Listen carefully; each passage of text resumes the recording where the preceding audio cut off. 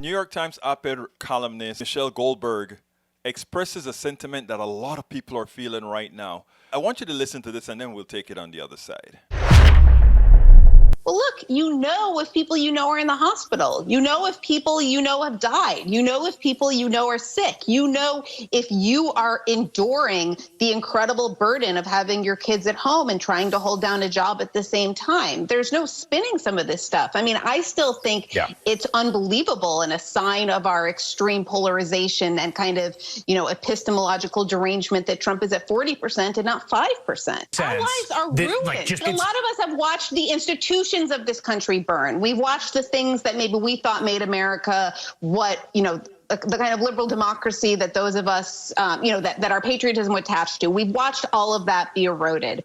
But now we're seeing our day-to-day lives become untenable because Donald Trump has done to this country what Donald Trump did to Trump's steaks and to his casinos and to everything else that he has ever touched. And the two canaries in the coal mine that I always come back to is what he did to Puerto Rico and Hurricane Maria, which was as absolutely omnidirectionally incompetent and cruel as what we've seen here. And people seeking asylum in our country, family separation, where they couldn't bother to put the families together in some database. I mean, those were the canaries in the coal mine. The fact that people sort of thought that, it was just them, that Puerto Ricans, the fact that they didn't apply that lesson to their own safety, that they didn't see in that a source of, sort of an ominous warning of what would befall them if they ever faced a crisis under this presidency, is a sign of just how much his legitimacy has relied on dehumanizing large parts of the population, because otherwise people would have realized that something like this was going to happen.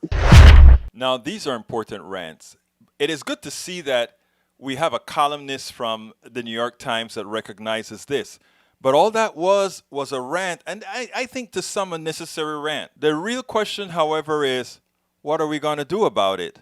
And the thing about it is Michelle Goldberg has the platform. And I think she must use that platform to not just come on MSNBC and say this, not only write op-eds that are more on the critique side, but not strong as it should be, but go out there and also use that platform that you have to promote the message, even of the independent media, as you have that large platform to use. It is great to see that others are starting to feel that exasperation that many Americans feel. But it is important not to be just exasperated or not to be just throwing your hands up into the air stating that Donald Trump has done to America what he has done to his steaks. What we have to come back and say is we will do unto Donald Trump that which is deserving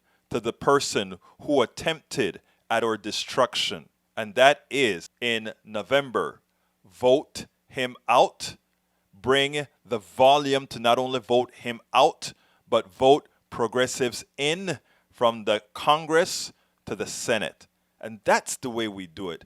We don't need to be exasperated. We don't need to be concerned. We don't need to be crying. We need to simply act.